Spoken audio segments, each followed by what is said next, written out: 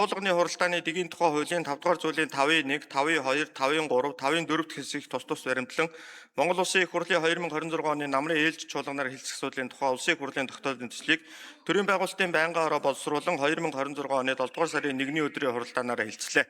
Тогтоолын төсөлд батлах хугацааг нь хуульд тусгаалan заасан хууль тогтоолын төслүүд болон Улсын их хурл өргөн мэдүүлсэн бөгөөд хилцэхэс хилцүүлгийг явуулаагүй байгаа 29 хуулийн төсөл, Улсын их хурлын 1 тогтоолын төсөл, нийт 30 хуулийн төсөл, Улсын их хурлын 5 тогтоолын төслийг тусгасан болно. Мөн хилцүүлгийн шатанд байгаа хууль тогтоолын төслүүдийг үргэлжлүүлэн хилцэх хууль санаачлагчаас Улсын их хурлд өргөн мэдүүлсэн бөгөөд тогтоолд нэр заагаагүй хууль, Улсын их хурлын бусад шийдвэрийн төслүүдийг Монгол Улсын их хурлын 2026 оны намрын ээлж чуулганаар хилцүүлэх асуудлыг тухай бүрд нь Монгол Улсын их хурлын чуулганы хуралдааны дэгийн тухай хуулийн 5 дугаар зүйлийн 5-7 дахь хэсэг заасны дагуу шийдвэрлэж байхаар тогтоолын төсөл тусгасан. Тогтоолын төслийг хилцэх үеэр Улсын их хурлын гишүүн Алтан гэрэл тогтоолын төсөл тусгагдсан 2025 оны 5 дугаар сарын 21-ний өдөр засгийн газраас өргөн мэдүүлсэн нийтийн албан тушаалтны хууль бус хөрөнгийг иргэний журмаар нэхэмжлэх нөхөн төлөвлөх тухай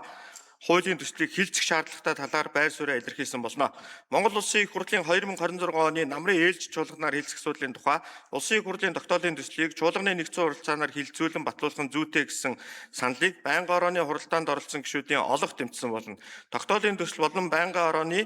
санал дүгнэлтийг та бүхэнд тараасан болно. Улсын их хурлын эрхэм гишүүдээ Монгол Улсын их хурлын 2026 оны намрын ээлж чуулганаар хэлцэх асуудлын тухай Улсын их хурлын тогтоолын төслийг хилцсэн талаарх төрийн байгуулалтын байнгын орооны санал дүгнэлтийг хилцсэн тогтоолын төслийг баталчихыг та бүхнээсээ хүсье. Анхаарал хандуулсанд баярлалаа. За